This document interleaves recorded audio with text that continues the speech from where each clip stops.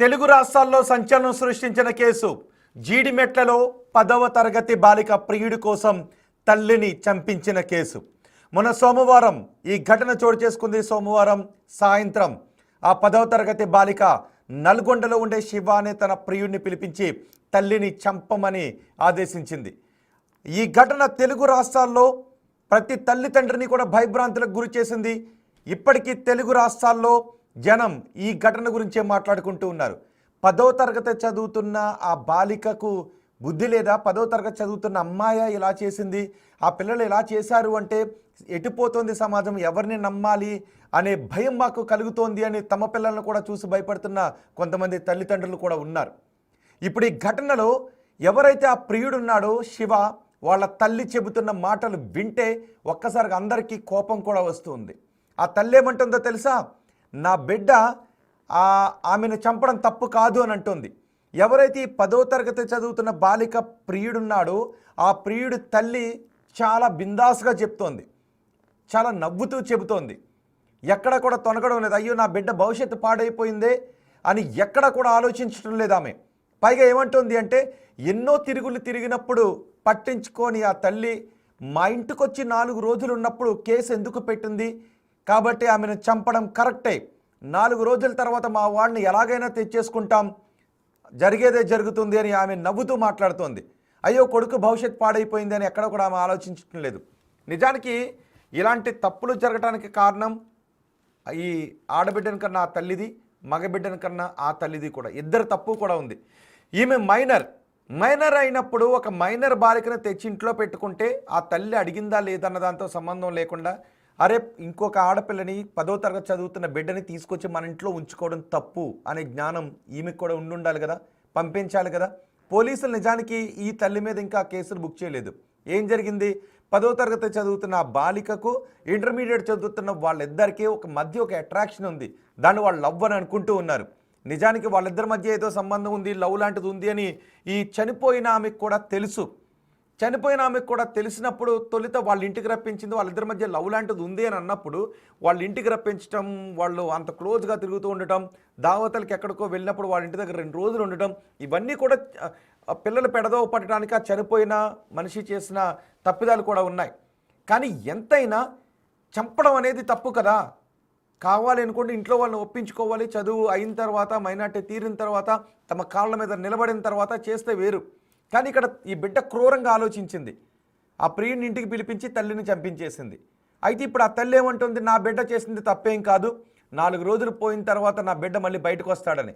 ఇప్పుడు చాలామంది తల్లిదండ్రులు అంటుంది కూడా అదే కదా, ఈ చంపిన వాడు 4 రోజులు పోయిన తర్వాత బయటకు వస్తాడు, బిందాస్గా తిరుగుతాడు, ఆల్రెడీ ఒకరిని చంపేశాను అనే ధైర్యం వాళ్ళు ఉంటుంది, పశ్చాత్తాపం రాదు, బయటకు వచ్చి మళ్ళీ తిరగొచ్చు, చంపేసినా బయటకు వచ్చి తిరగొచ్చు అనే ధైర్యం ఇలాంటి వాళ్ళు వస్తుంది, ఉరి తీయాలి అని చాలామంది అంటూ ఉన్నారు.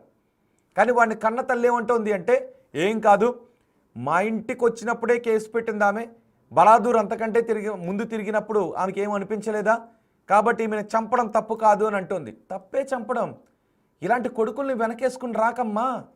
ఇప్పుడు నీ కొడుకు భవిష్యత్తు పోయింది, నీ కొడుకు ఇప్పుడు మైనార్టీ తీరింది, నీ కొడుకు మైనర్ ఏం కాదు, యావజ్జీవ కారాగార శిక్ష పడవచ్చు, కిరాతకంగా చంపినందుకు ఉరి శిక్ష పడే అవకాశం కూడా ఉంటుంది. ఇప్పుడు ఎంత ధైర్యంగా చెప్తుంది అంటే, తప్పేంటి, చంపాల్సిందే, ఆమె కూతురు పిలిస్తేనే కదా చంపింది అంటుంది. అవును, ఆమె కూతురే పిలిచింది, మరి వీడికైనా బుద్ధి ఉండాలి. ఆమె కూతురికి బుద్ధి లేదు, వీడిని కన్న తల్లికి బుద్ధి లేదు, ఆ కొడుక్కి బుద్ధి లేదు.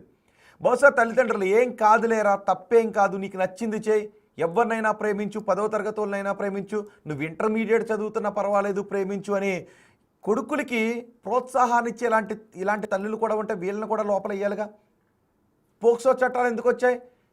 మైనర్ బాలిక తన ఇష్ట ప్రకారం ప్రేమిస్తున్నప్పటికీ కూడా, తన ఇష్ట ప్రకారం వచ్చినప్పటికీ కూడా ఆమెను తీసుకువెళ్తే కిడ్నాప్ అవుతుంది.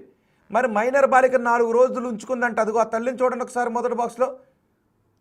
వాళ్ళు తెలివితో అంటుందా, తెలివి తక్కువతో అంటుందా, కానీ బిందాస్గా చెప్తుంది. ఇక్కడ తెలివి తక్కువ అనేది కాదు. కొడుకు చంపడం తప్పే అని అంది అంటే ఆమె మనసులో కూడా క్రూరత్వం ఉంది అనే కదా. ఆ పై బాక్స్లో చూడండి, 10వ తరగతి బిడ్డ తల్లి ఆమె చనిపోయింది, ఇక్కడికి ఉన్నది కూడా తల్లే కదా. ఈ తల్లి కొడుకు, ఆ తల్లి కూతురు ఆమెను చంపిస్తే ఈ తల్లి కొడుకు ఆమెను చంపేశాడు. ఇదిగో ఈ తల్లి ఏమంటుంది, పర్వాలేదు నా బిడ్డ చంపినా అని. మరి నిజంగా మీరు ఎవరైనా సమర్థిస్తున్నారా? ఆ తల్లి మాటలు వింటే మీకేమనిపిస్తోంది? నా బిడ్డ చంపినా పర్వాలేదు, 4 రోజులు పోయిన తర్వాత మేము తిరిగి తెచ్చుకుంటామని. ఇప్పుడు ఆ మైనర్ బాలికను హోముకు పంపించారు. బహుశా CCL, child conflict in law, CCL కింద పరిగణిస్తామని అంటూ ఉన్నారు. బహుశా ఆమెను CCLగా పరిగణిస్తే హోముకు కాదు, ఆమె కూడా యావజ్జీవకారాక తల్లిని మళ్ళీ పిలిచి, కొన ఊపిరితో ఉన్న తల్లిని, నా తల్లి కొన ఊపిరితో ఉంది, వచ్చి పూర్తిగా చంపెళ్ళు అందంటి 10వ తరగతి చదువుతున్న బిడ్డ. ఇంతకంటే క్రూరమా? మళ్ళీ వాడు వెనక్కొచ్చి ఆమెను చున్నీ బిగించి పూర్తిగా చంపేసి వెళ్ళిపోయాడు. బహుశా అలాంటి తల్లులు నువ్వేం చేసినా తప్పు లేదురా ముందుకెళ్ళు అని ధైర్యాన్ని ఇవ్వడం వల్లే కదా వీడికి ఇలాంటి ఆలోచనలు వచ్చాయి. ఇలా ఇంకొక తల్లి ప్రాణం తీశాడు. అక్కడ చనిపోయింది ఒక స్త్రీ, ఒక మహిళ, ఒక తల్లి అనే బాధ ఈమెలో కించిత్ కూడా లేదు. కోర్స్ పెడదారి పట్టడానికి ఈవిడ కూడా కారణమే. ఎస్, బిడ్డని పట్టించుకొని తనం, ఆ బిడ్డ పెడదారి పట్టడానికి ఆ చనిపోయిన తల్లి కూడా కారణమే. అలాగని చంపడాన్ని ప్రోత్సహిస్తారా? ఆమె చంపడాన్ని ప్రోత్సహిస్తుంది. నల్గొండలో ఉంటుంది ఆమె. ఒక్కసారి ఇప్పటికే మొత్తం తెలుగు రాష్ట్రాల షాక్కు గురై అలా ఎలా చంపిస్తుంది, అయ్యో 10వ తరగతి బిడ్డ తల్లిని చంపించిందా అని భయభ్రాంతులకు గురై బాధతో ఉంటే, ఆ చనిపోయిన తల్లి ఇంటి ముందు ఉన్నవాళ్ళు ఆమెను చూసి ఏడుస్తూ ఉన్నారు ఇప్పటికీ. కానీ ఈ తల్లి మాత్రం చంపడం తప్పే అంటోంది. చూడమ్మా, ఒకవేళ నీ కొడుకు చంపడం తప్పే నువ్వు అనుకుంటే, నాకు తెలిసి నీ కొడుకు లైఫ్లో రాడు, యావజ్జీవ కారాగార శిక్ష పడుతుంది. అయిపోయింది నీ కొడుకు జీవితం, అయితే అయిపోయింది. నీ కొడుకు జీవితం అయిపోయింది. ఒకవేళ రేపు కోర్టులో వాదన గట్టిగా ఉండి ఇతను చాలా క్రూరంగానే చంపాడంటే ఏమో ఉరిశిక్ష పడవచ్చు, కొన్ని కేసుల్లో ఉరిశిక్షలు పడినట్టు. కానీ నీ కొడుకు జీవితం అయితే అయిపోయింది. 4 రోజుల తర్వాత బయటికి రాడు. నువ్వు అనుకుంటూ ఉన్నావు 4 రోజుల తర్వాత నా కొడుకుని బయటికి తెచ్చుకుంటాంలే అని. నీ కొడుకు అయితే బయటికి రాడు. ఒకవేళ కొడుకులు చేసే తప్పులకి వంత పాడే తల్లులు ఎవరైనా ఉంటే ఈ ఘటన చూసిన తర్వాతనైనా బుద్ధి తెచ్చుకోండి. మైనర్ బాలిక ఇష్ట ప్రకారం వచ్చినది కేసే. కానీ అలాగని మైనర్ బాలికల తల్లిదండ్రులు కూడా మీరు కూడా గమనిస్తూ ఉండండి. కానీ ఇక్కడ వచ్చిన బాధ ఏంటి అంటే, ఒక విషయం చెప్తాను. కట్టడి చేస్తే అనుమానించారు అంటారు పిల్లలు, కట్టడి చేయలేరు, అలాగని వదిలేయను లేరు. ఇలాంటి పరిస్థితులు ఎవరైనా ఉన్నారా? ఉంటే కామెంట్ చేయండి. మరి వీళ్ళని ఎలా మార్చాలి? పిల్లలు కూడా మాకు ప్రైవసీ లేదా అంటూ ఉంటుంటారు. ఆ ఏజ్లో ఉన్న పిల్లలు మాకు ప్రైవసీ లేదా, మేము ఫ్రెండ్స్తో మాట్లాడలేమా, ఇంకొక బాయ్తో మాట్లాడితే అనుమానిస్తారా అంటారు. అనుమానిస్తే అనుమానించారంటారు, అనుమానించకపోతే వదిలేశారు, బరి తెగించారు అంటారు. ఈ రెండు కూడా ఇప్పుడు మనం వెళ్ళి మాట్లాడినప్పుడు చాలామంది తల్లులతో మనం మాట్లాడినప్పుడు ఇవే మాటలు మాట్లాడారు. ఫోన్లు ఇస్తే ఇచ్చారు అంటారు, ఇవ్వకపోతే ఇవ్వలేదు అంటారు. అలా కాదు అని బుద్ధి చెప్తే అనుమానించి కట్టడి చేస్తున్నారు అంటారు, వదిలేస్తే బలాదూరు వదిలేశారు అంటారు. అనుమానిస్తే అనుమానించారంటారు, అనుమానించకపోతే పిల్లల పెంచడం తెలీదు అని అంటారు. ఏం చెయ్యాలి అని చాలామంది తల్లిదండ్రులు అంటూ ఉన్నారు. మీరేమనుకుంటున్నారు చెప్పండి? ఇప్పుడు నిజంగా ఈ ఘటన చూసిన తర్వాత నాకైతే తల్లి బిడ్డను చంపించింది ఆశ్చర్యం. అంటే ఆ బిడ్డను ఆ బిడ్డ ఎవరినైతే తీసుకొచ్చింది ఆ ప్రియుడి తల్లి పర్వాలేదు, నా కొడుకు చంపడం తప్పు కాదంటే అప్పుడు ఫ్యూజులు ఎగిరిపోయాయి. ఇలాంటి తల్లులు కూడా ఉంటారా అని. ఏం పర్వాలేదు, చంపేశాడు, 4 రోజులు పోయిన తర్వాత తెచ్చుకుంటానులే అని. రాడమ్మ నీ కొడుకు, రాడు. ఒకవేళ ఇలాంటి ఆలోచనలు ఉంటే మీ కొడుకుల్ని కొంచెం బాగా పెంచుకోండి. వాళ్ళు కూడా పేదరికంలో ఉన్న కుటుంబమే, చూస్తూ ఉంటే అర్థమవుతుంది పేదరికంలో ఉన్న కుటుంబమే.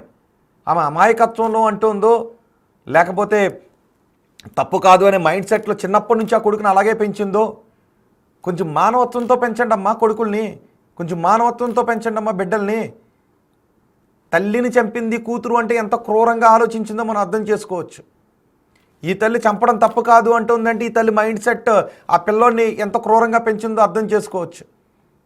ఇంటర్మీడియట్ చదువుతున్న ఆ బిడ్డ వెళ్ళి అక్కడికి వెళ్ళి చున్నీ బిగించి మళ్ళీ వెనక్కి వచ్చి సుత్తితో కొట్టి చంపాడు అంటే భవిష్యత్తులో ఎంత క్రిమినల్ అవుతాడో సమాజానికి అర్థం చేసుకోవచ్చు. వీటన్నిటి గురించి ప్రతి తల్లిదండ్రి ఆలోచించాలిగా. నా కొడుకు చేసింది తప్పే అంటావా? నీ కొడుకు చేసిన దాన్ని సమర్థిస్తావా నువ్వు? నీ కొడుకు ఇంక రాడు, వాడి జీవితం అయిపోయింది నీ వల్లే, నీ పెంపకం వల్లే. నాకైతే ఆశ్చర్యం వేసింది, నిజంగా ఆశ్చర్యం వేసింది.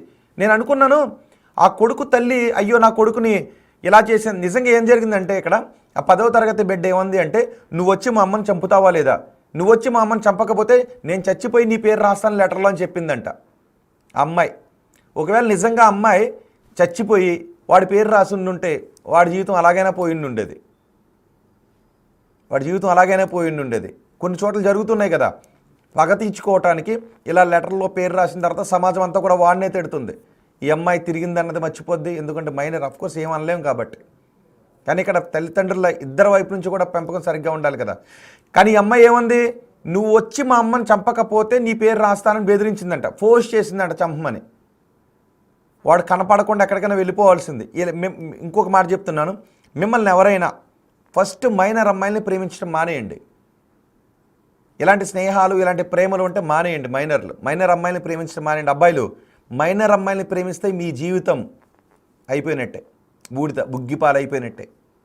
అమ్మాయి ప్రేమిస్తుంది కదా అని మీరు అనుకున్నా, అమ్మాయి కవ్విస్తుంది కదా అని మీరు అనుకున్నా, ఆ అమ్మాయి మైనర్ అయితే, నేను డైరెక్ట్గా చెప్తున్నా, పచ్చిగా చెప్తున్నా, అమ్మాయి మైనర్ అయితే అమ్మాయి ఐ లవ్ యూ చెప్పింది కదా అని మీరు చంకలు ఎగరేసుకుని వెళ్ళారంటే మీ జీవితం అయిపోయినట్టే, గుర్తుపెట్టుకోండి, జీవితం అయిపోయినట్టే. కాబట్టి మైనర్ అమ్మాయి ప్రేమ దోమ అంటే మీరు చెవులు మూసుకుని